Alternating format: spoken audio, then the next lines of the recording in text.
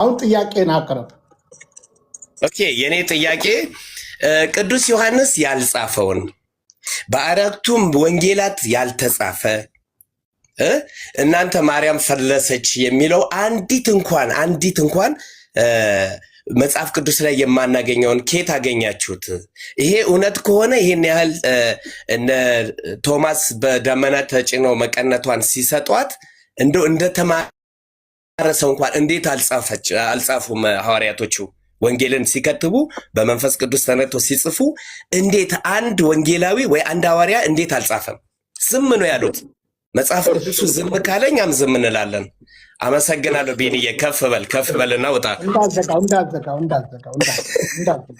እንደዚሁ እንዳለ ጥሩ ነው። እሺ ዮሐንስን ትከተለዋል አይደለ? በደንብ አዎ፣ ወንጌሉን እንቀበላለሁ። እኔ በወንጌል ላይ ከተጻፈ ተጻፈ ነው፣ ምንም ዳውት የለኝም። እሺ ዝም ብዬ ከወንጌል አንድ ሁለት ቦታ ላሳየህና መጽሐፍ ቅዱስ አንተ ጋር ካለ በቂ ነው፣ ችግር የለውም። እሺ የዮሐንስ ወንጌል ምዕራፍ 20 ቁጥር 30 ናቅበት። አቤት።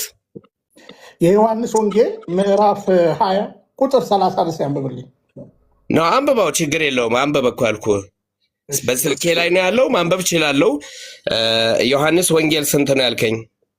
ክፈተው። ይሄ ምንድን ነው የሚለው?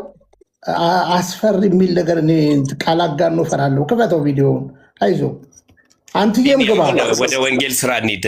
ማደናበር ይቅርበት። አይ ግባ ማለት ነው። አንተ ነህ ነው ግባ ያልኩት። እሺ ኢየሱስን በዚህ መጽሐፍ ያልተጻፈ ሌላ ብዙ ምልክት በደቀ መዛሙርት ፊት አደረገ። ነገር ግን ኢየሱስ ክርስቶስ የእግዚአብሔር ልጅ እንደሆነ ታምኑ ዘንድ አምናችሁም በስሙ ሕይወት ይሆንላችሁ ዘንድ ይህ ተጽፏል ካለ በኋላ እዚህ ጋር ምንድን ነው ስለ ጌታ ራሱ ሲናገር ምን አለ? በዚህ መጽሐፍ ያልተጻፈ ይላል አይደለ? ሌላ ብዙ ምልክት በደቀ መዛሙርቱ ፊት አደረገ ይላል አይደለ? እንዳትረሳው። አዎ ይሄ ግን ስለ ኢየሱስ ነው የተጻፈው። ስለ ኢየሱስ ነው፣ ስለ ማርያም አይደለም። ችግር የለም። ይሄን የጻፈው ማን ነው? ይሄን የጻፈው ማን ነው? ቀጥል፣ አንተ ቀጥል። ዝም ብለህ ቀጥል። ምንም ነገር አትጠይቀኝ። ቀጥል። ራስህ አብራራው ሁሉን ነገር አይደለም። ኢየሱስን በዚህ መጽሐፍ ያልተጻፈ ሌላ ብዙ ምልክትን አደረገ ይላል አይደለ? እና ማርያም ነው። ማርያም ማለት ስለ ማርያም እያወራ ነው እዚህ ስፍራ። ቆይ ለምንመጣ እኮ ነው። ቆይ በቃ ሄደበት አትጠይቅ። ምዕራፍ 21 ቁጥር 25 በደንብ ስማ። ኢየሱስ ያደረገው ሌላ ብዙ ነገር አለ። ሁሉ በእያንዳንዱ ቢጻፍ ለተጻፉት መጽሐፍት ዓለም ሁሉ ባልበቃቸው ነበር። ስለዚህ ባጭሩ ያልተጻፈ አለ ማለት ነው አይደለ? እንስማማለን። ስለ ኢየሱስ ነው፣ አታጨናብር። ስለ ኢየሱስ ነው የተባለው። ስለ ኢየሱስ እና ስለ ማርያም አይደለም። ያልተጻፈ አለ አይደለ ወንድሜ? ስለ ኢየሱስ ነው ያልተጻፈ ያለው። በጻፎች ባልበቅት ነበር። እሱን እኮ ነው የምነግርህ እኮ። ያልተጻፈ አለ አይደለ ስለ ኢየሱስ? አዎ በጣም ጥሩ። እሺ አሁን የዮሐንስ ራእይ ላይ ምዕራፍ 12 ላይ ሂድ። ኦኬ አንብበው፣ አውጣና አንብብ። ታላቅ ምልክት በሰማይ ታየ። ምልክቱ በየት ነው የታየው? ቀጥል። በየት ነው የታየው? እያነበብኩ። በሰማይ ታየ ይላል። በሰማይ ታየ። ፀሐይን ተጎናጽፋ ጨረቃንም ከእግሮቿ በታች ያላት በራሷም ላይ የ12 ከዋክብት አክሊል የሆነላት አንዲት ሴት ነበረች ይላል። አረገች ይላል። ስለ ፍልሰታ ነው እያወራን ያለ ነው።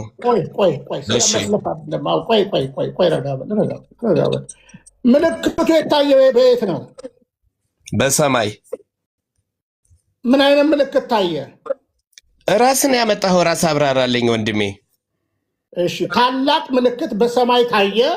ፀሐይን ተጎናጽፋ ጨረቃንም ከእግሮቿ በታች ያላት በራሷም ላይ የ12 ከዋክብት አክሊል የሆነላት አንዲት ሴት ነበረች። እቺ ሴት ማነች? እኔ ምን አውቃለሁኝ? ክፍሉን ስንት ላይ ነው ያነበብከው? ላውጣ። ምዕራፍ ስንት ነው ያልከኝ? ልቀጥል። ምዕራፍ 12 ምዕራፍ 12 ቁጥር 1። ኦኬ እሺ አሁን ስንት ቁጥር ላይ ነው ያለው? በራሷም ቁጥር 1 ኦኬ አንብብሽ እንደገና። ታላቅ ምልክት በሰማይ ታየ፣ ፀሐይን ተጎናጽፋ ጨረቃንም ከእግሮቿ በታች ያላት በራሷም ላይ የ12 ከዋክብት አክሊል የሆነላት አንዲት ሴት ነበረች። እሺ ቀጥል። ሙሉውን አንብበው። ሙሉውን ስለምን እንደሚያወራ አውዱን እንረዳለን። ቆይ። እሺ እርሷም ጸንሳ ነበረ፣ ምጥም ይዟት ልትወልድ ተጨንቃ ጮኸች። ሌላ ምልክት በሰማይ ታየ። ሌላ ምልክት በየት? በሰማይ እነሆ ታላቅ ቀይ ዘንዶ 7 ራሶች 10 ቀንዶች ነበሩት፣ በራሶቹም ላይ 7 ቆይ አንዴ እዚህ ጋር እርሷም ጸንሳ ነበር፣ ምጥም ይዟት ልትወልድ ተጨንቃ ጮኸች ይላል። ማርያም ኢየሱስን በሰማይ ላይ ነው የወለደችው? በከብቶች በረት ነው የወለደችው? ይህን አንድ ቁጥር ያዝልኝ። አንድ በሰማይ ነው የወለደችው። ስለ ማርያም የሚያወራ ከሆነ ቀጥል።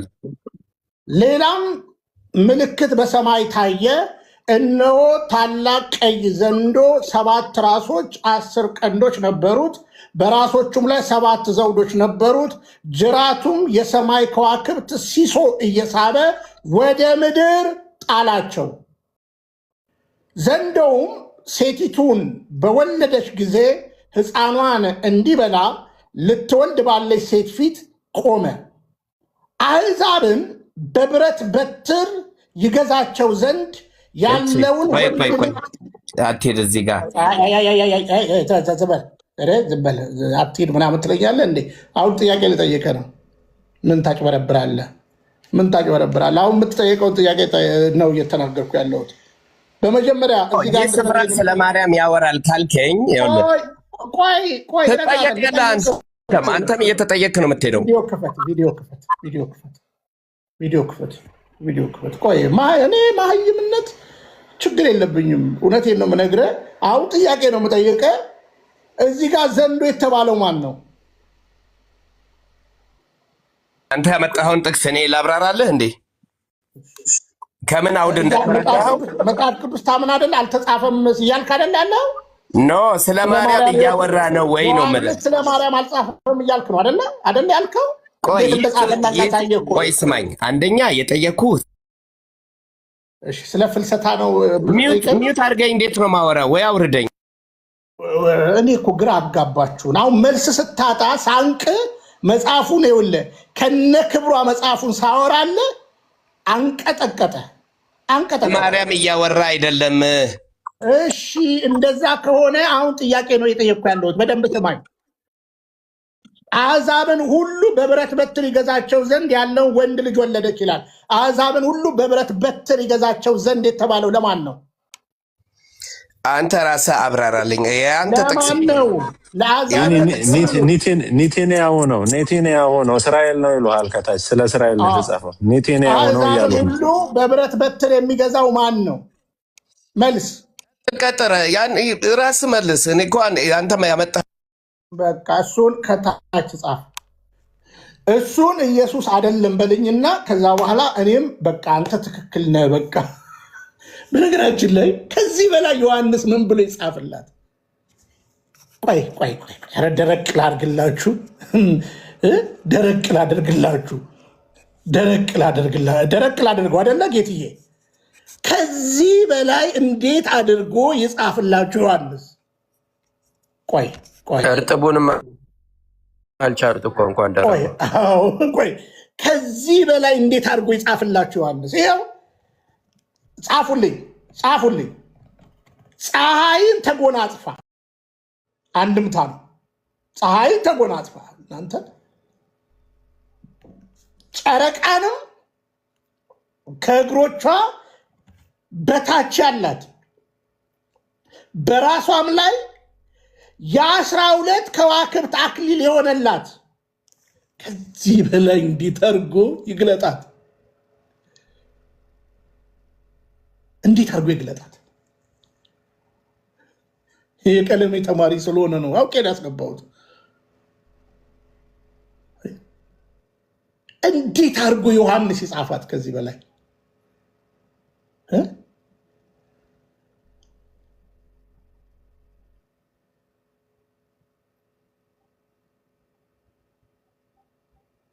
ግን ዮሐንስ እማምላክ ወላዲተ አምላክን ስለመመረጧ ትዝ ካላችሁ በ30 ዓመቱ ነው አይደል? ዮሐንስም አንዱ ከተመረጡት መሃል እስከ 30 ዓመት ኢሳይያስ ናገባ ስለ እስራኤል ነው የሚያወራው ካልከን ለአንተም አሳይመንት ትሰጣለን። ኢሳይያስ ናገባ ስለ እስራኤል ነው የሚያወራው ካልከን ናገባ አሳየን። ስለ ፍልሰታ ማርያም ይሄው እኮ በሰማይ በነገራችን ላይ አንድ ነገር ልንገራችሁ። ሰማይ በደንብ ስሙኝ። እንኳን እማምላክ ወላዲተ አምላክ ፓወር እንኳን እማምላክ ወላዲተ አምላክ ሄኖክ አካሄዱ ከእግዚአብሔር ጋር ስለነበረ አልተገኘም ይላል። ሰማይ ስለ ሰማይ ማጥናት ካለብህ ስለ ሰማይ ማውራት ካለብህ እንዴት ብዬ ልግለጥልህ? ኤልያስ እንኳን በእሳት ሰረገላ ተወሰደ ይላል። እንኳን እማምላክ ወላዲተ አምላክ ጸጋ የሞላባት ዘርን ባያስቀርልን ኖሮ የተባለ የተነገረላት ከዚህ በላይ እንዴት አድርጎ ይጻፋት? ጸጋን የመላብሽ ከዚህ በላይ እንዴት ያውራት? አንተ የአውሬው ስለሆንክ የአውሬው የሐሰተኛው ክርስቶስ ስለሆንክ ስለ እሷ ያሳብድሃል። ይሄው አሳየው። ብዙ ያልተጻፈ አለ አለ። በነገራችን ላይ ጌታ ከተባለ እማምላክ ወላዲተ አምላክን አትነጥልም። እናትና ልጅን አትለይም።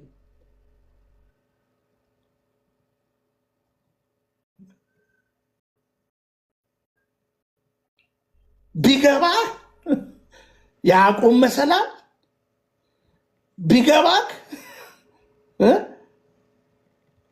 ስለ ጽላቱ ቢገባ ስለ ቁጥቋጦ አንድምታ ቢገባ እያለ ነገር እናነሳልን ነበረ። ግን ከዚህ በላይ ዮሐንስ ምን ብሎ ይንገረ? የ12ቱ ሚስጥር ቢገባ ምክንያተ ድህነት። በነገራችን ጨረቃ የት ነች ያለችው? ፀሐይ የት ነው ያለችው? የተጎናጸፈች ሲላት ምን ማለቱ ነው? የዛ ፈጣሪ አይደለ እንዴ? ለዚህ እኮ ነው ስጉ ቃል ክሪስቶሎጂ አይገባችሁም ፕሮቴስታንቶች የምንለው።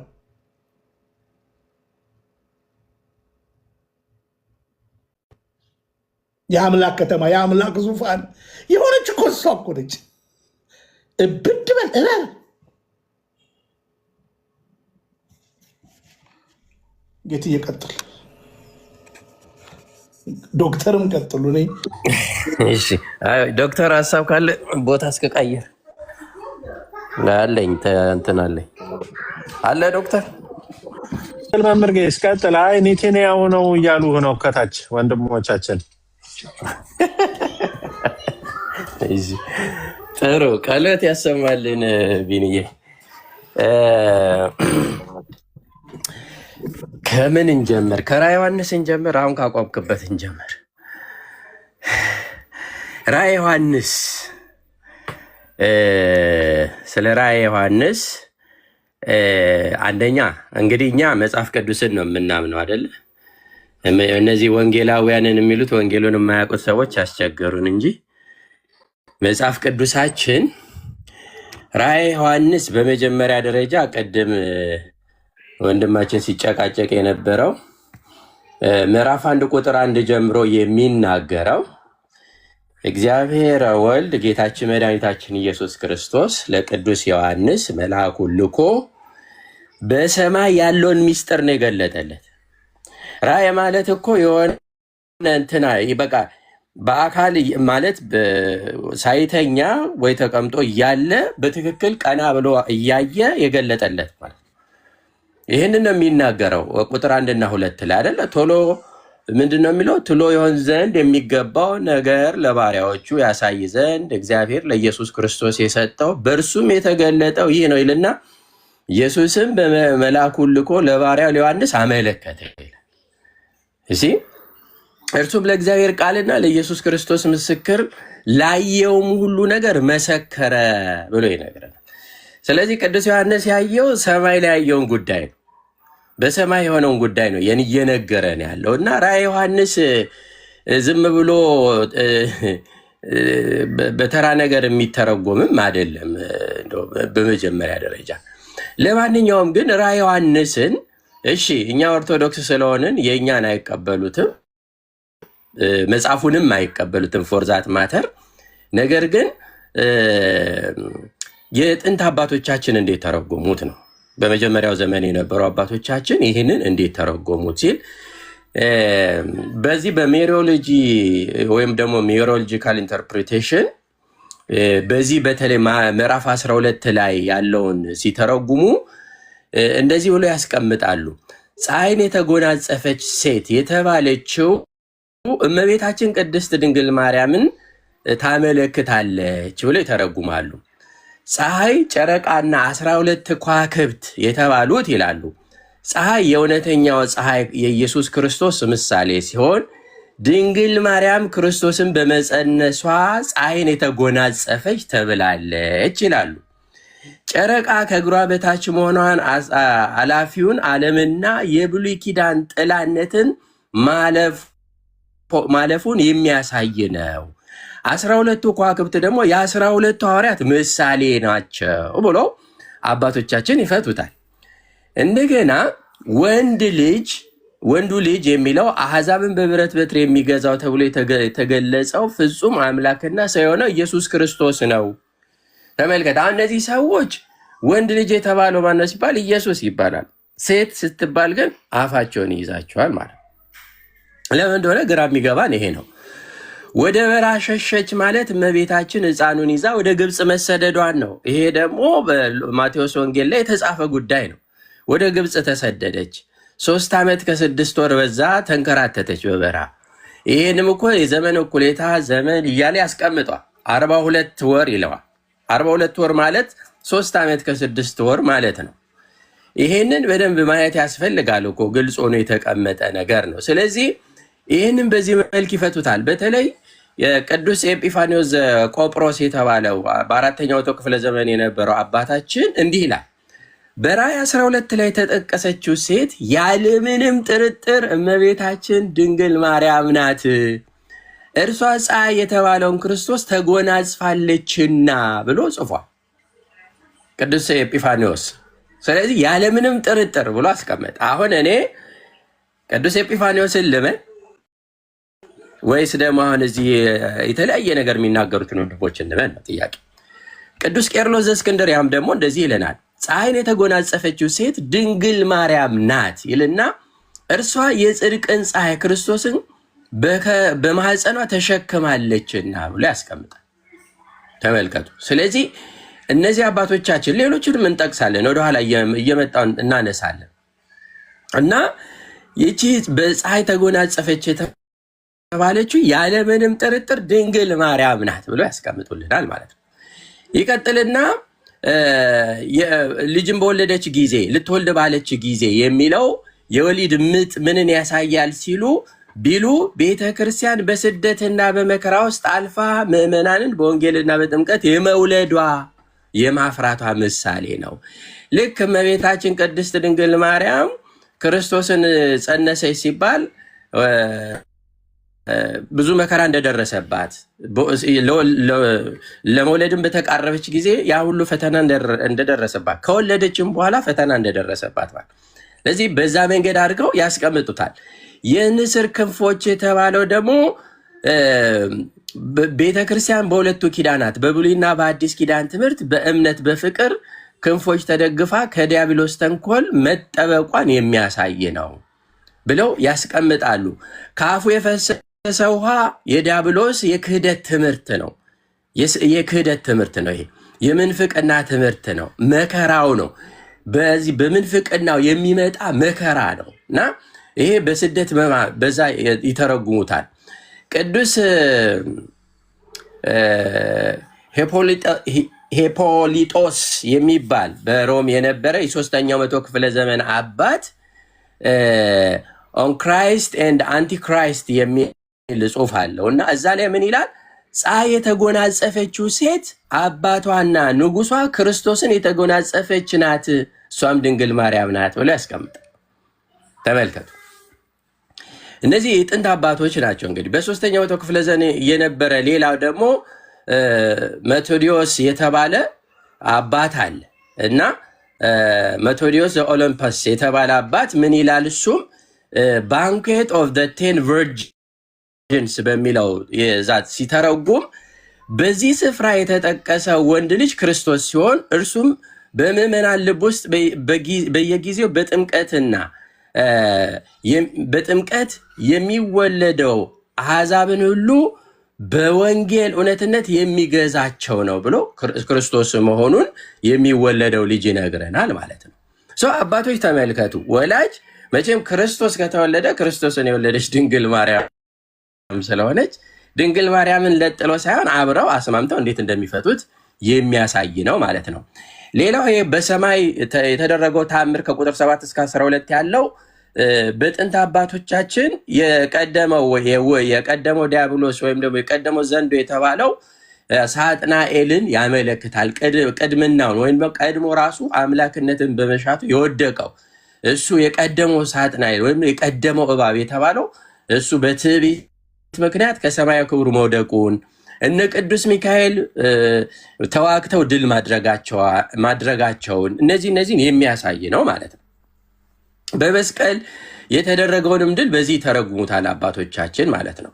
ሌላው ቅዱስ እንድርያስ ዘቂሳርያ የዚህ በራእይ ዮሐንስ በተለይ ምዕራፍ 12 በተረጎመበት ላይ በሚካኤል እና በዘንዶ መካከል ያለው ጦርነት የክፉና የደግ ውጊያ ነው ይልና ሚካኤል በእግዚአብሔር ታማኝነት ቆሞ ሳጥናኤልን ድል አደረገው።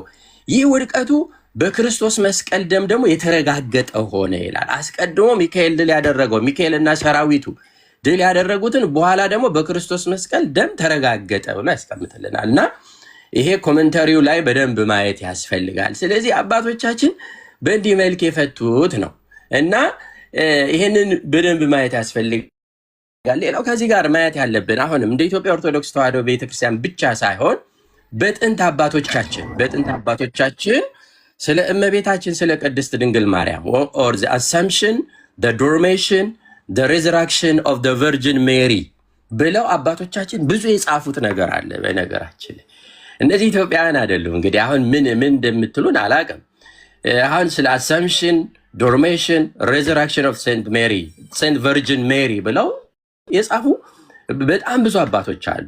እንደው ከኛ ወገን የሚሆኑ ከኛ ወገንም ያልሆኑ ለምሳሌ ቅዱስ ዮሐንስ ዘደማስቀስ የሚባል አለ። አሁን በእኛ ቤተክርስቲያን በተወሰነ መልኩ ነው የተወሰነ ነገሩን ነው የምንቀበለው።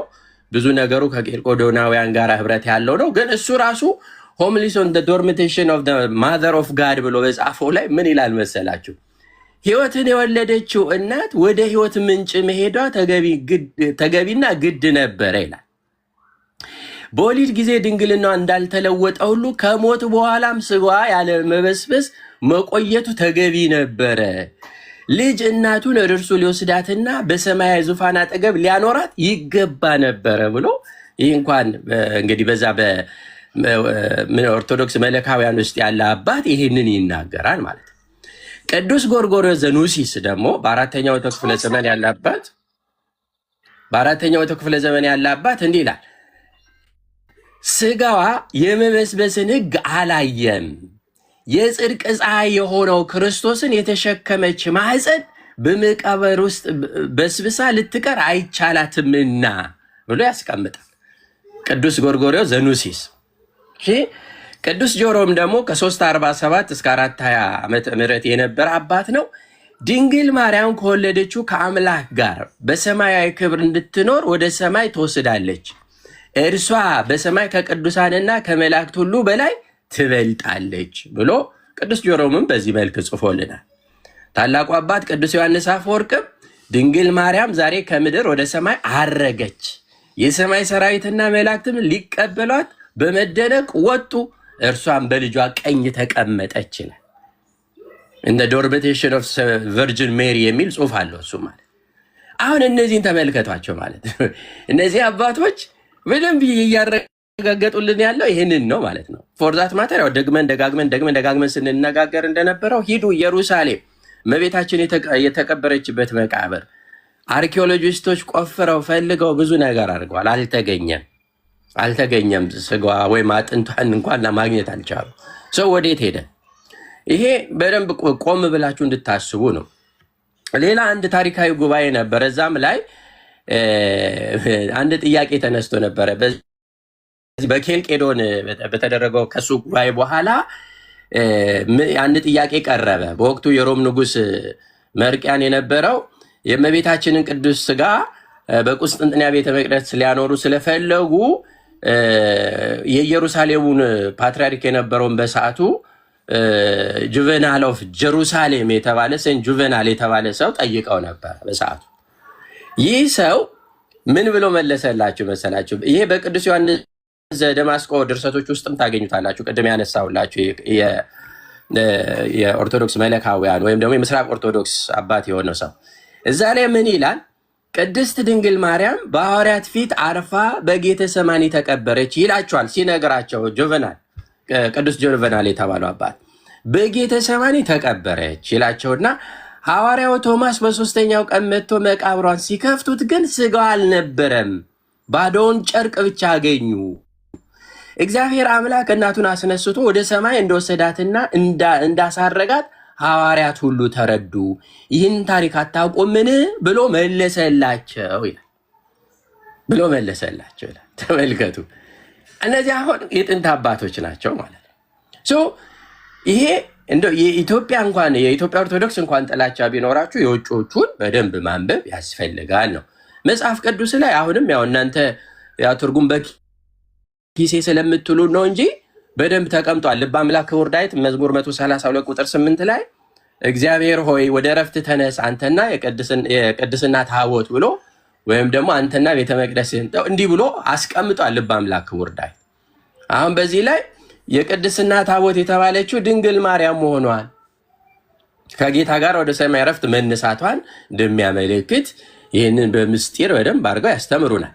መዝሙር 45 ቁጥር 9 ላይ በወርቅ ልብስ ተጎናጽፋ ቅድም ራዕየ ዮሐንስ ላይ ያየ ነው ቅዱስ ዮሐንስ የጠቀሰው ነቢዩ ዳዊት አስቀድሞ በትንቢት መነጽር ተመልክቶ በወርቅ ልብስ ተጎናጽፋና ተሾማምና ንግስቲቱ በስተቀኝ ትቆማለች ብሎ ይሄ በሰማያዊ ክብር እንደምታገኝ ቅዱስ ዮሐንስም በራዕይ ያየውን ራዕይ 12 ላይ ይህንን እናያለን ማለት ነው። ስለዚህ እነዚህ በጣም በደንብ ልናስተውል የሚገባን ነው። ሌላው የቅዱሳን ሐዋርያት ትውፊትና ይሄ ሰበን ወይም መግነዝ ምስክርነትን በተመለከተ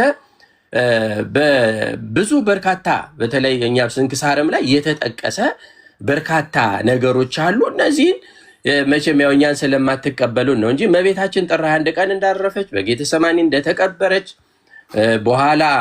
በኋላ ደግሞ በሶስተኛው ቀን ነሐሴ 16 እንደተነሳች እነዚህ ታሪኮች በደንብ የሚነገሩ እንደሆነ ይታወቃል ማለት። ይሄ የኛ ታሪክ አይደለም። አሁንም ሌላ አባት ላምጣ፣ የመጨረሻ አባት ቅዱስ ያዕቆብ ዘስሩግ የተባለ ቅዱስ ያዕቆብ ዘስሩግ ከ451 እስከ 521 የነበረ ታላቅ አባት ነው።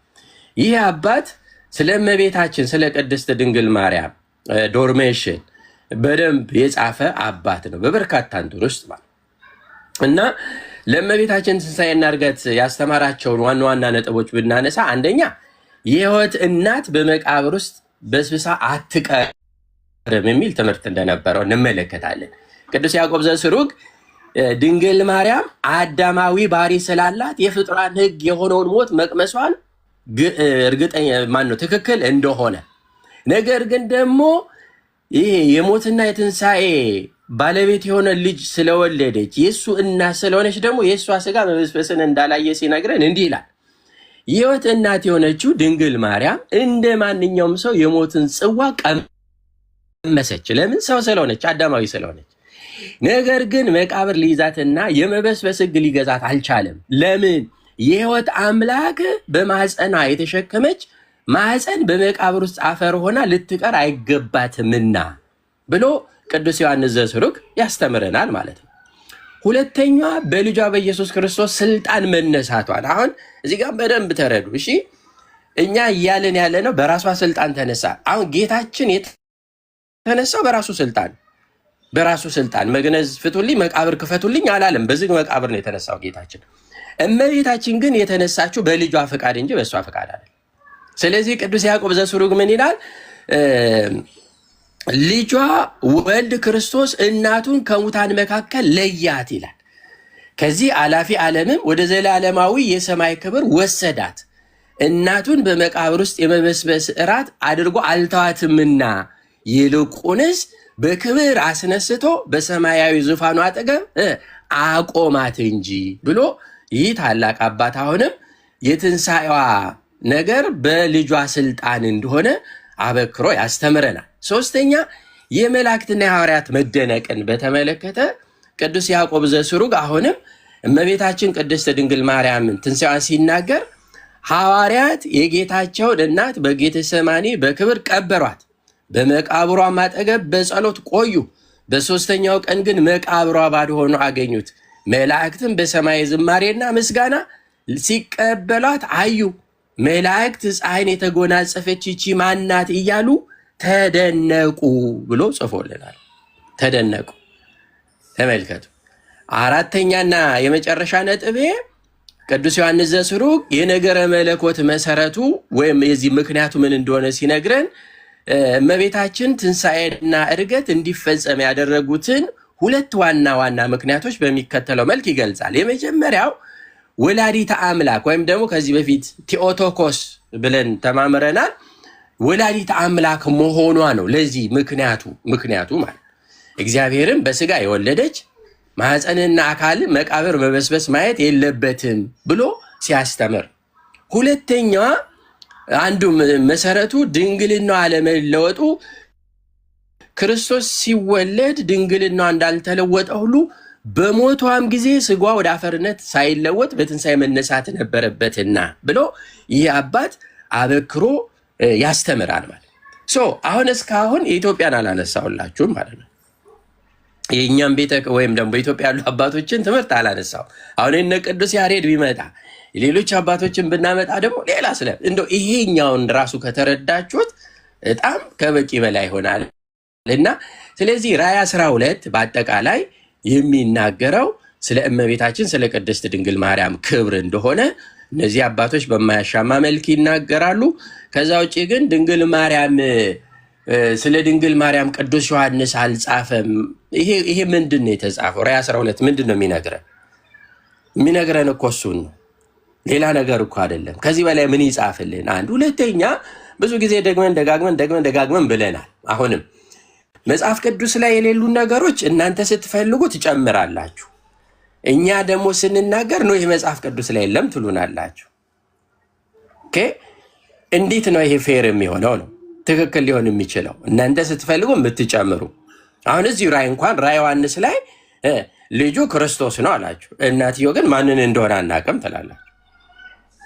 መቼም ክርስቶስን የወለደች ከድንግል ማርያም ሌላ የለችም ማለት ነው።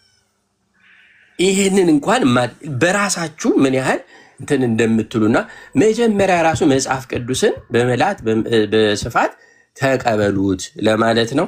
ይህኔ እግዚአብሔር ይስጥልኝ። አይነው ረጅም ጊዜ ወሰድኩ። ኧረ እንዴ አልወሰድክም። ቃሌው ታሰማለን። በእውነት እናመሰግናለን። እሺ እዚህ ጋር አንድ ዩናይትድ ስቴትስ ኦፍ ኢትዮጵያ ነው። ኧረ ህዝበ ምዕመናኑ ሰላም ልበል ይፈቀድልኝ። እንደምን አሉ ደራችሁ? እቺዬ ቃለ ሕይወት ያሰማልን። እሺዬ ሁላችሁም የተኛችሁም የነቃችሁም ሁላችሁም ሰላም ብያለሁ። አሜን። ያሰማ። እንዴት አለሽ እርሲ? እግዚአብሔር ይመስገን። ጌችዬ አለን። አመሰግናለሁ። ቤኖ ከተወሰነ ጊዜ በኋላ ጆይን አደርጋቸዋለሁ። ቀጥሉና ይቀላቀላቸዋል። እየጨረስን ኦኬ፣ ሌላ ጊዜ እሳተፋለሁ። እሺ፣ ድል ስለተሰጠኝ አመሰግናለሁ። እሺ፣ ምን ሀሳብ የለህም? ጥያቄ ሊጠይቅ ፈልጎ ነው ዶክተር። እሺ ዶክተር ወንድማችን አሁን መምህር ጌች ያብራሩትን ክፍል ሰምተውታል። ከየት እንደሆነ ጠይቀው፣ ከየት እንደሆነ ማንነቱን ጠይቅና ቀጥሉ። ያው ኢትዮጵያዊ ናቸው፣ መልካቸውም ስማቸውም። አዎ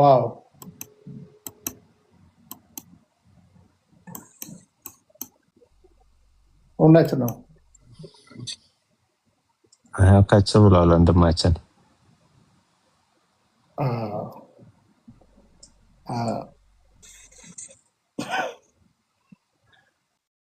እስካሁን የነበረውን ውይይት ሰምተዋል? ዩናይትድ ስቴትስ የተወሰኑ ሀሳቦችን ነው የሰማሁት። ያ በዚህ በራእይ መጽሐፍ ላይ አንድ ትንቢት አለና ቢኒስቲ አንብብልህና ያ ትንቢት በመጀመሪያ ስለ ሴቲቱ የተነገረው ማንን ነው የሚወክለው? ስለማን ነው? ከዛም ደግሞ እሷ ወለደችው የተባለው ደግሞ ማንን ነው የሚወክለው? ለማን የተነገረ ራእይ ነው ወይም መልእክቱ ማንን ይወክላል የሚል ጥያቄ እሱን አንስተን እየተወያየን ነበር።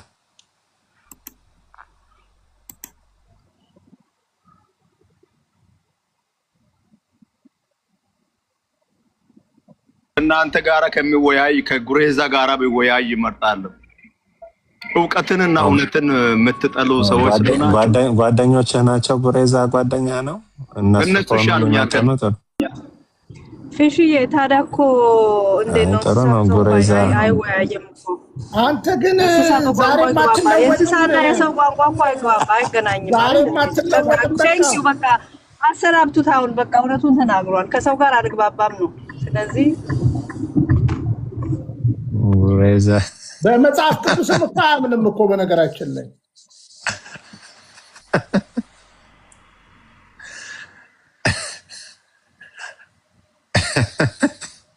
ጉሬዛ አሁን የአሜሪካ ዩኒቨርሲቲ እኮ ሌክቸረር ነኝ እኮ ነው የሚለው። በነገራችን ላይ ጓደኞቹን ነግሮኛል። እንግዲህ ከዚህ በላይ ጊዜውን ባናጠፋበት የአሜሪካ ዩኒቨርሲቲ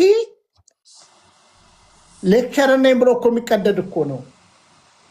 ሌክቸረር አይደለም፣ የሚድል ስኩለርስ እና የሃይ ስኩለርስ አስተማሪ ነኝ።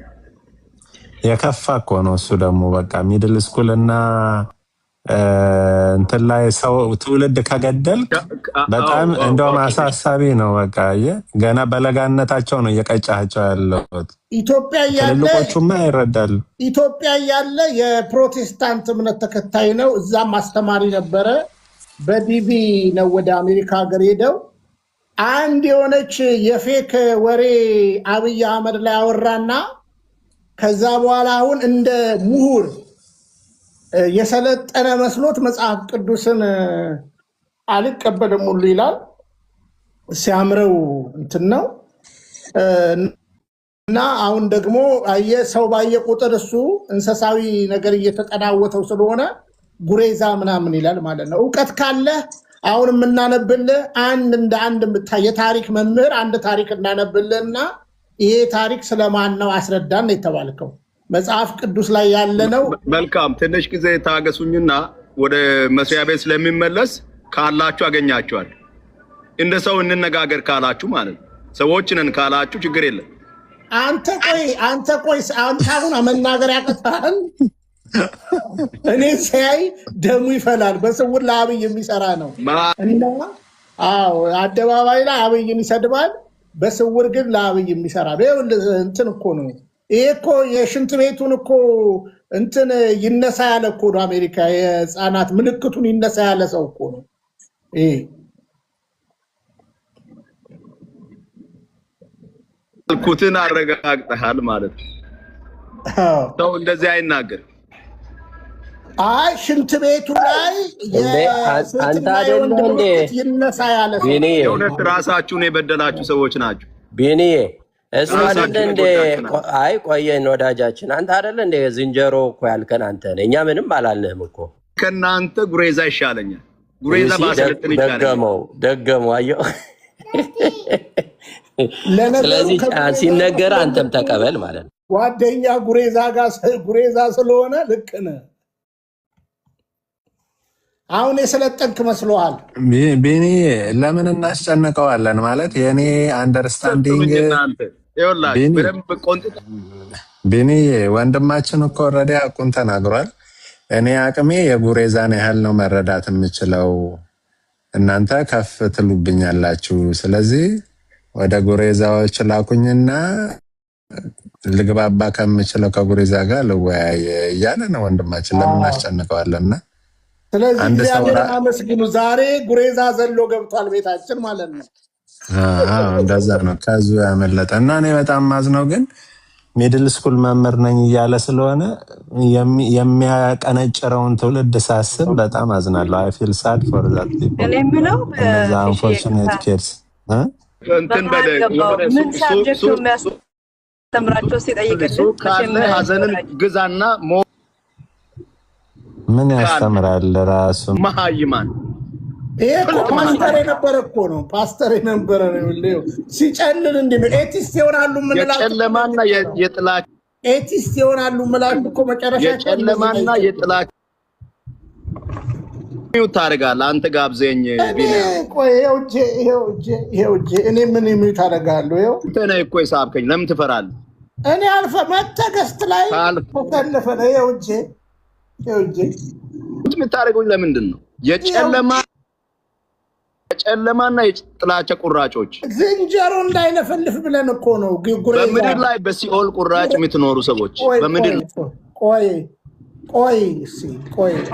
አሁን አንተ ክፉ ሰዎች ስማ፣ የእንስሳና የሰው ቋንቋ ቆይ ተለያየ ነው። በምን እናናገር? ያጎሳቆላችሁ ሰዎች ጉሬዛ በምን እናናገር? ክፎች የእፉኝት ልጆች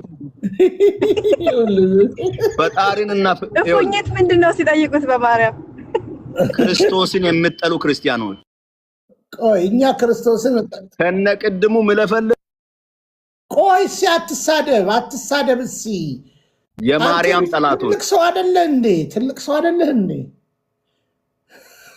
ተስፋዬ ጋቢሶ ቸርች ነው የነበረው በነገራችን ላይ። እንደዚህ አይነት ናቸው። በቃ ይኸውላችሁ ለቀዋል።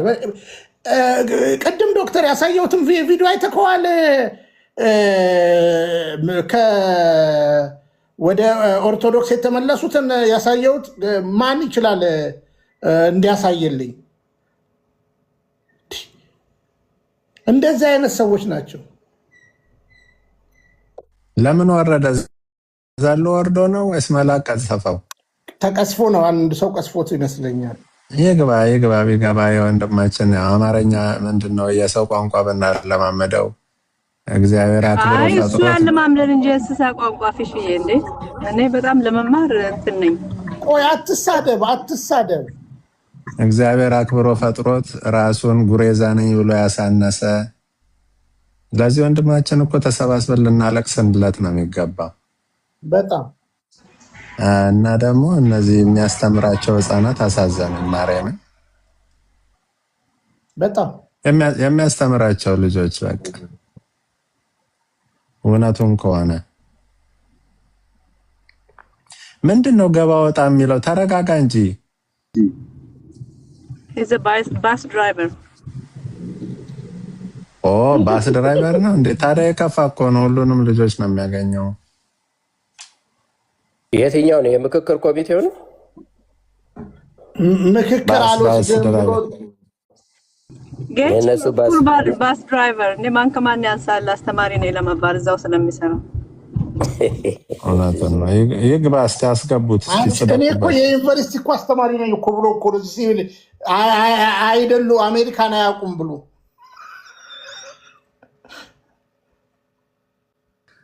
አስገቡት።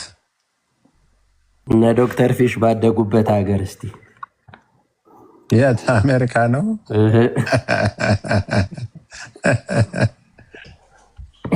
አሜሪካ እኮ ድንቅ ሀገር ናት እኮ። እንደዚህ ጉሬዛን ታበቃለች።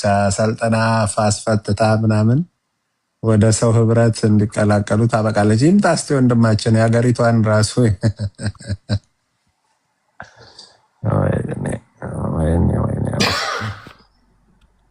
ይግባ ቢኒ። ኧረ ይግባ ብያለሁ። ምንድን ነው ወጣ ገባ ይላል፣ ግን ይገባል ይወርዳል፣ ይገባል ይወርዳል። ምንድን ነው?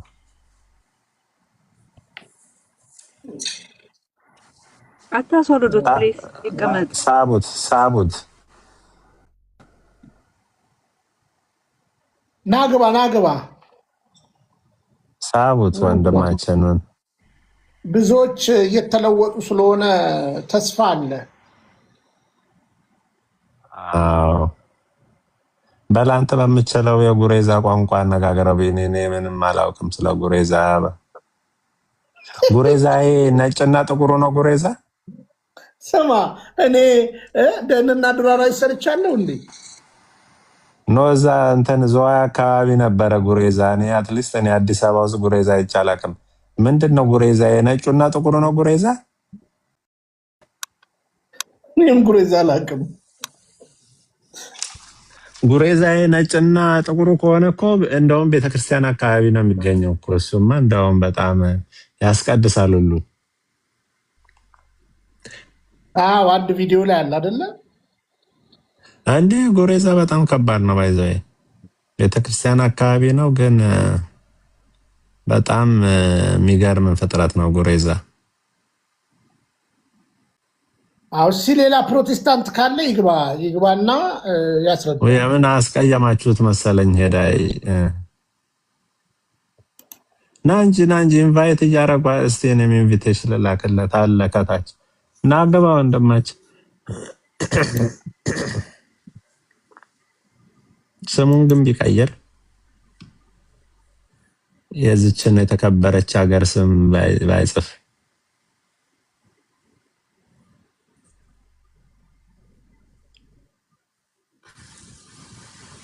አይገባም። አይ ጥሩ ነው። በቃ እንግዲህ ጓደኞቹ ጋር ሄዷል ማለት ነው ጫካ። ቤኒ ቀጥል። አዎ እኮ እንደዛ እኮ ነው ጉሬዛ። የሚገርም ነው። ወንድማችን ተሳስቶ ነው። ምናልባት ጭላዳ ማለቱ ይሆናል ወይ?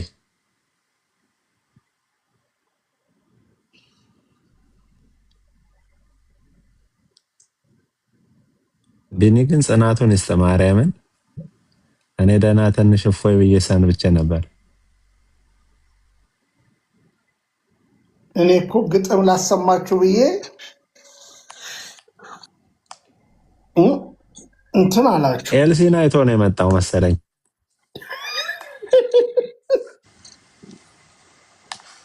ምን ነው ጉሬዛ የሚመስለው? ኧረ ያዙልኝ፣ አውርዱልኝ ይሄን ሰው።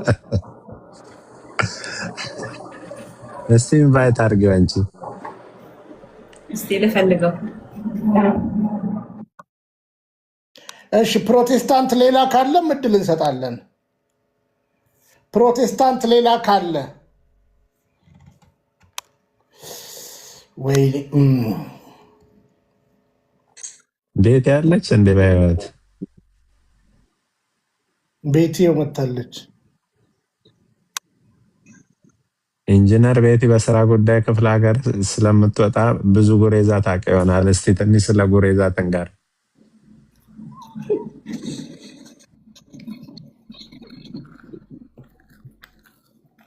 እንኳን ደህና መጣሽ። እንኳን ደህና ቆያችሁኝ። ሰላም ናችሁ? ሁላችሁም ሰላም ብያለሁ። ቤትዬ የጠፋ ሰው ደህና ነሽ? እኔ እናት እንዴት ነሽ? እግዚአብሔር ይመስገን ደህና ነኝ። ደህና ናችሁ? እግዚአብሔር ይመስገን፣ እግዚአብሔር ይመስገን። ሁላችሁንም ሰላም ብያለሁ። በጣም ነው የምወዳችሁ። ጦጣ ነኝ። ጉሬዛን ላናግር ብዬ ነበር። ጦጣ ሆነሽ ወጣሽ?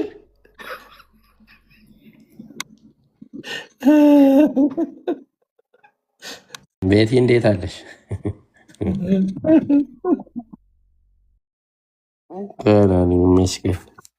መልስ እኮ ስለሚያጣ እኮ ነው እንደዛ የሚለው። ኢንጂነር ቤቲ እንዴት አለሽ? ነኝ እግዚአብሔር ይመስገን። ዶክተር ሰላም ነው? እንዴት ናችሁ ሁላችሁ? ተጠፋፍተናል። ረጅም ጊዜ ከተገናኘን ስመጣ በጉሬዛ ጠበቃችሁ። የሚገርም እድገት ነው እድገት። እኔ ጉሬዛ ነኝ አለ አንዱ። ምን እናርግ ይሁን። አይ ደህና ግራ ገብቶት ነው። መቀለጃ አሉ እኮ ከስር ገስት ሪኩዌስት የላኩት ለምን እያስገባህ አትደነጥርም? አይ እንትን እኮ እንላለን፣ ምን ችግር የለም እንስባቸዋለን። ይሄ ወንድም ጥያቄ ከታች አንድ ነገር ስለጻፈ እሱን እንስማው ብዬ ነው። እንዴት ነህ የአምባው ልጅ? ሰላም ነው አለው። በስንት ዓመተ ምህረት ነው አምባ የነበርከው? በ3 ዓመቴ በ4 ነው የገባሁት። አባቶቻችን በጡማሌ ጦርነት ህይወታቸውን ገብረው የ40 ዘመን ቤተሰቤንም አላገኘሁም እስካሁን። የማንነት ጥያቄ አለኝና ታዲያ ይሄ ቅዳሜ ኢቢኤስ ላይ አልሞከርክም? እድሉን አላገኘውም፣ ያው አቅምም ስለሌለኝ በጣም። አንተ በእነ ቀስቶን ምናምን ታውቃቸው ነበረ? ሁሉም የአምባ ልጆችን አውቃቸዋለሁ። አብሮኝ ያደጉ ወደ 6000 5000 ህጻናቶች ነን።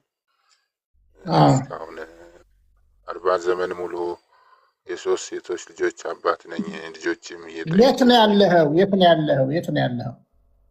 አዲስ አበባ እዚህ መሪ ቆርቆሮ በቆርቆሮ ቤት ውስጥ ለ3 ከልጆቼ ጋር በጣም በችግር ውስጥ ነኝ። ከአምባ ደግሞ ስንወጣ በኢህአዴግ ዘመን 55 ብር ሰጥተው ነው ያባረሩኝ እና እዚህ ቡልቡላ ዝዋይና አዋሳ ሻሸመኔ ለረጅም ጊዜ በቃ ጎዳና እየተሰቃየው እና አባቴ በጣም ደሙን ገብሮ በሶማሌ ጦርነት እኔ ለአባቴ ውለታው እኔ መከራዬን እያየው ከእናቴ ላይ ነበረ ነጥቀው ወደ ህፃናት ማሳደጊያ ለ3 ዓመት ያስገቡኝ። የት ነው የተወለድከው ታውቃለህ? አላውቀውም። በቃ ከእናቴ ቀሙኝ። ህፃናት አምባ ማሳደጊያ ያስገቡኝ። ከዛ ትምህርታችንን በስነ ስርዓት መንግስቱ ኃይለማርያም እያሳደገ በጥሩ ሁኔታ ነበረ። ከዛ ኢህአዴግ መንግስት መጣና በ86 87 88 ድርጅቱ ወደ 20,000 ሰራተኛ ሁሉ ነበረ። በቃ አባረረን። ከዛ ኧረ ቤተሰብ የለኝ እናት አባት የለኝም እስካሁን አላገኘሁም ብል በቃ ምዝገባ ነበር አይደል እንዴ? እኔ እኮ የዝዋይ ልጅ ነኝ እኮ እና አምሳልን እነ ቀስቶ ቆይ ወንድም አለም ቆይ ረጋ ብለን እንነጋገር እሺ። እነ አምሳል እነ ቀስቶ እነ ትንሼ እንግዲህ እኔ ዝዋይ ልጅ ነኝ። በአመት 3 4 ትመጣላችሁ ዝዋይ። ስለዚህ የምዝገባ ፋይሉን ማግኘት አልቻልክም። ስትገባ እኮ ከየት እንደመጣ የአንተ ፕሮፋይል እኮ አለ እኮ በተሰነደ በደንብ ማለት ነው። ገብተዋል። ዝም ብሎ አይደለም ካምፕ የገባው አምባ ማለት ነው። አልፈለግኩትም ካልከኝ ጥሩ ነው። እኛ 4ኛ ብሎክ የሚባል አለ። አሁን እኔ ኦጋዴን መንደር ነኝ።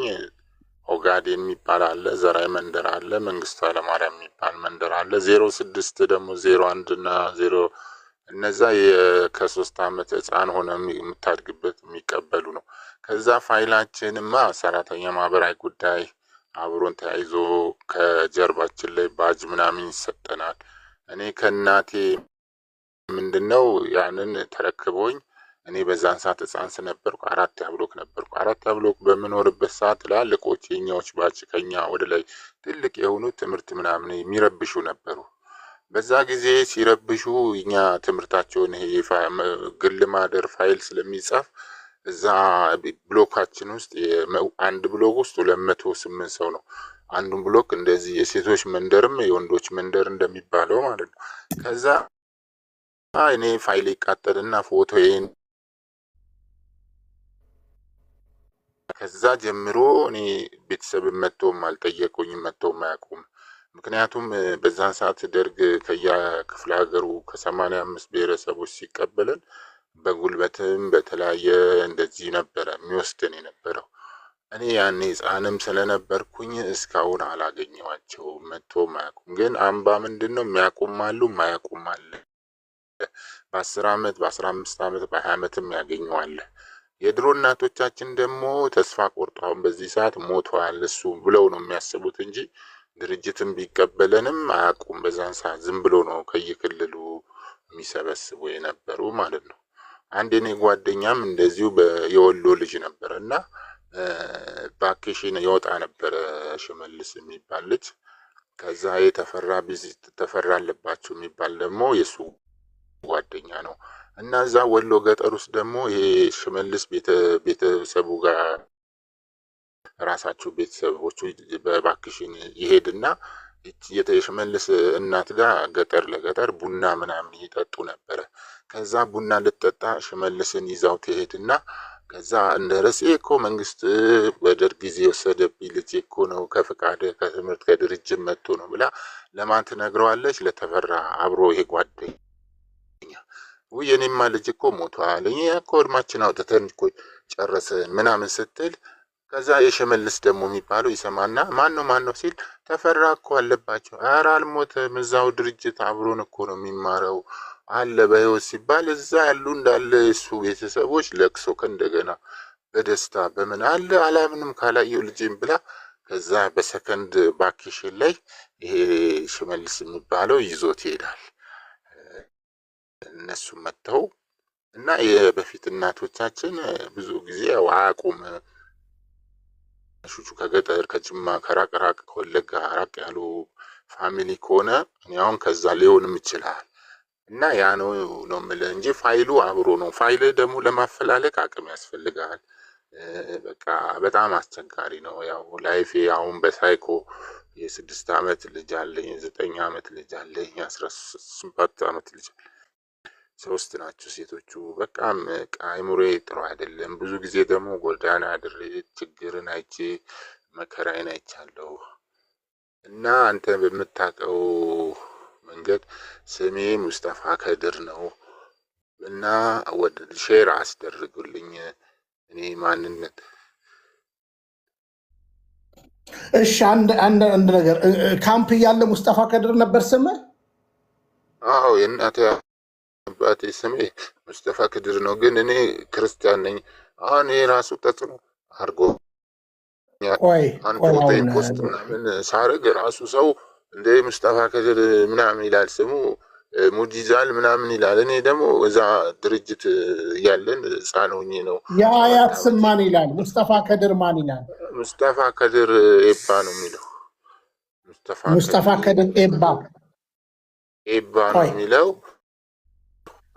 ቆይ ይኸውልህ በደንብ ስማኝ። አሁን ይኸውልህ እኔ የአምባ ልጆች ካላችሁ የምትረዱት በሲስተም ወደ ካምፕ የገቡ ልጆች እያንዳንዱ ነገር ሊስት አላቸው። ሊስቱ የት ይገኝ? ሁላችንም ስንገባ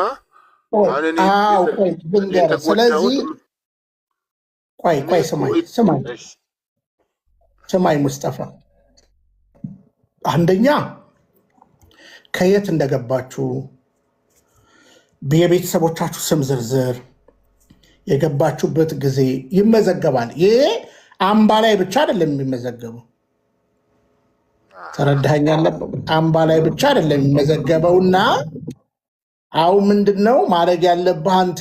እኔ እንደ ወንድም አሁን ተጽዕኖ ሊሆን ይችላል፣ እምነትን ቀየርክ መሰል ነገሮች ሊሆኑ ይችላሉ። እንግዲህ በዛ ጊዜ ይሄ ስም ሲሰጥ ብዙ የአምባ ልጆች ላይ አልሰማውኝም። እና ስለዚያው ምንድነው ማድረግ ያለብህ? ሌሎች የአምባ ልጆች ካሉ እዚህ የአምባ ልጆች አላችሁ እንዴ? ወይም የምታውቁ ካላችሁ ወንድማችንን ፎሎ አድርጋችሁት ከዛ በኋላ እርግጠኛውን የምነግርህ ሊስት ይገኛል። እርግጠኛውን የምነግርህ ማለት ነው። እና እዛ ላይ ስም ከና አያት ካገኘኸውን አድራሻ እንትን ታደርጋለህ ማለት ነው። ከዛ በኋላ ምናልባት ኢቢኤስ መቅረብ አልችልም የምትልበትን ደግሞ ነገር እሱ ከባድ ነገር አይመስለኝም። ኢቢኤስ ለመቅረብ ከባድ ነገር አይመስለኝም። አይ ከባድ ነው። እኔ እስከ ዛሬ ሞክሬያለሁ፣ ግን አሁን ሶሻሉ ሚዲያው ሰፊ ስለሆነ እኔ አሁን ሰው ሼር ቢያደርግልኝ የኔ ስሜ ከነስሜ ከነገባውበት ዓመተ ምህረቴ ብዬ ፖስት አድርጌያለሁ። የኢትዮጵያ ሕዝብ እርዱኝ፣ አግዙኝ። ምንም ቢሆን የአባቶቼ ደም አለ። እዚህ ያደረሰው የኛ አባት ነው። እኔ ግን በጎዳና በችግር ውስጥ ነኝ ያለሁት። ማንነት ጥያቄ አለኝ። በጣም አይምሮዬ ለረጅም ዓመት ስለተጎዳው ዙኝ ብዬ ሼር አድርጉልኝ ነው ያልኩት። ኢቢኤስ ለመቅረብ አቅም ያስፈኔ አቅም የለኝም። አሁን ግራ ገብቶኛል ራሴ። ቆይ ወንድማችን ኢቢኤስ ለመቅረብ እኔ እስከማውቀው ድረስ አቅም አይፈልግም። በደንብ ስማኝ፣ አቅም አይፈልግም። አንዳንድ ጊዜ የድርጅቶችንም ስም መጠበቅ አለብን። ምናልባት ወረፋ ጠብቅ ሊሉ ይችላሉ። ነገር ግን ሌላ እንትን ነገር የላቸውም። ምናልባት አሁን የአንተ ደግሞ ድካም ሙሉ መረጃ የለህም የሚል ነገር ሊያነሱ ይችላሉ። ስለዚህ እኔ ያው ምንድነው የአምባ ልጆች ካሉ የአንተ ባቾችም ቢሆኑ ከአንተ በፊትም የነበሩ ያንን ኮንታክት እናድርግ። እኛ አሁን ለምሳሌ የአንተን ፎቶ አንታውን ሰርተ ብትልክልኝ እኔ ለጥፍልሃለሁ። ቪዲዮ የአምባ ልጅ ሶንግ ሊግ ነው እኮ የሚለው የፌስቡክ እንትኔ ቪዲዮ ለቅቄያለሁ እኮ አለኝ። ቪዲዮ የ3 ደቂቃ በቃ እሱ ካለ የአምባ ልጅ ሶንግ ሊግ ነው የሚለው። ግን ይኸውልህ የአምባ ልጅ አሁን ሶንግ ሊግ የሚያውቁ የአምባ ልጆች ናቸው። የአምባ ልጆች ሊያገኙት ይችላሉ። አይደለም ሶንግ ሳይሆን ስሜ ሙስጣፋ ከድር መሆኔን የአምባ አብሮኝ ያደጉት ሼር እያደረጉልኝ ነው። ሁሉም ሰምተው ግማሾች የተወሰኑ ሰምቷል፣ ግን ትንሽ ናት። 1000 አይሞላም። 500 ምናምን ሰው ነው ላይክ ያደረገኝ። ግን እኔ ሁሉም የኢትዮጵያ ሕዝቦች ደግሞ ሼር ቢያደርጉልኝ ቢተባበሩልኝ ፈልግ። ቢኒዬ ጥሩ ሀሳብ የሚመስለኝ ቪዲዮ ስራና ሼር ያደርጉልኝ እያለ ደጋግመ ቆይ ሰማኝ አምባው ልጅ ሙስጠፋ ደጋግመ ምክንያቱም የትኛው ቪዲዮ እንዴት ብሎ ቫይራል እንደሚወጣ አታውቀውም። ቫይራል ካልወጣ እንዳልከው ጥቂት ሰው ነው የሚያየው። እንደምንም ብለህ የሆነ አክሽንም ጨምረ ወይም የሆነ በቃ የሰው ቀልብ በሚስብ መልኩ እጥር ምጥን ያለች ከ2 ደቂቃ ያረዘመች አጭር መልክት አንዴ የሰው አቴንሽን የሚይዝ ብታረግ ከዛ በኋላ ራሱ ይቀጣጠላል። የኢትዮጵያ ሕዝብ ደግሞ እዚህ አይነት ስቶሪ ስለሚያውቅ አልቅሼ ሁሉ የለቀኩት 2 ቪዲዮዎች አሉኝ፣ የ3 ደቂቃ እና የ3 ከ45 ደቂቃ። ግን ምንድነው እንደዚህ አይነት ቦታ ላይ ትልቅ ተሰሚነት ያላቸው እንደናንተ አይነት ሰዎች እንደነ ውፋይ አይነቶች እንደነ ዮኒ ምናምን ትላልቅ የኢትዮጵያ ኃይል እንትን ያላቸው ሰዎች ላይ እኔ እድሉን ወደዛ ቢሄድርግልኝ እነሱ ሼር ያደርጉልኛል። ከዛ እኔ እንደዛ ነው። እንትና ለምን አታናገራትም? እንዴት እድሉን እኮ ማገኘው እድላት ሚዲያ ላይ የምትባል እቺ ቤኒ ያቸው ወዳጅ እንተ ካታር ያለችው ወዳጅ ቤኒ እኔ እድል የለኝ። አሁን ሰርቶ ማዳሪም ስለሆንኩ አዋካት እንትና ማናት ስሟ እቺ ሀሊማ ናት ማን እነሱ ናቸው። እኔ በጣም እንደዚህ ላይቭ በጣም ብዙ ሰው የሚያቸው በዛ ላይ ደግሞ ሚድል ኢስት ምናምን ያለ ሰው በጣም ሼር በማድረግ ምናምን ሼር አድርጉልኝ ነው በቃ። ዞሮ እኛ ሼር እናደርግልሃለን። እናንተ እኮ ስትተባበሩኝ ነው። እናንተ አሁን ከዚህ 100 ምናምን ሰዎች ውስጥ ኃይል ያላቸው ብዙ ፎሎወር ያላቸው ሰዎች ያያሉ። በቃ የኢትዮጵያ ሕዝብ ምንድነው ኃይል ወዳለው ነው የሚሄደው። አሁን እኔ ምን አቅማን ለራሴ ግራ ይገባኝ ሰው ግን እቺኛው ሚዲያ ራሱ እግዚአብሔር ይመስገንና ይዘውና አሁን ማን እንዲፈለግ ነው የፈለከው? እናትህን ነው? እናት ወንድሞቼ ዘመድ ማዝሞቼ ከየት ነው የመጣሁት? ማን ነው ያስረከበኝ? ዘመድ አዝማድ በህይወት እንዳለው ምንም ኢንፎርሜሽን የለህም? የት እንዳሉ ምንም አይዲያ የለህም? መኖሪያቸው ምናምን? እኔ በ3 በ4 ዓመቴ ነው የገባሁት። በዛ ሰዓት ፋይላችን አብሮ ገብቷል። ሲያስረክቡ ከየክፍለ ሀገሩ ነበር። ግን በቅርቡ ከአስመራና ከሐረርና እዚህ አዲስ አበባ ከተማ የሆኑ ሰዎች ለማግኘት በጣም በቀላል መንገድ አሁን የሚያውቀዋሉ። ግማሾቹ ብዙዎቹ ያውቃሉ። የተወሰኑ ሙስጠፋዬ አንተ ምን ኢንፎርሜሽን አለ ስለ ቤተሰቦች? እስቲ አሁን እጅ ላይ ያለ ምንም የለም፣ ምንም ዜሮ ነው። በቃ ከየት እንደመጣህም የለም፣ አይታወቅም፣ የእናትህ ስም ምንም አይታወቅም ምናምን። አላውቀውም። እናቴ ስም ግን ምንድነው ኢትዮጵያ ሕፃናት አምባ እንደዚህ ስሙ ሙስጠፋ ከድር በዛን ጊዜ ሰጥ ቤተሰቡ በህይወት እንዳለው እንዲያውቁልኝ ነው እኔ የምፈልገው። በጣም በቃ ጥያቄ ይሄ ነው። ለምን ኦኬ እግዚአብሔር ለኔ እሺ ካለ አገኛለሁ። እግዚአብሔር በምክንያት ላገኛቸው እችላለሁ። ለምን እንደዛ ነው እኔ አስተሳሰቤ ነው። ብዙ ጊዜ እኮ በኢህአዴግ ጊዜ ብዙ ሀገር በእግሬ እንኳን ሞክሬያለሁ፣ ዝም ብዬ በደመ ነፍስ። ለምን በቃ የማንነት እናቴ ቤተሰቦቼን ባውቃቸው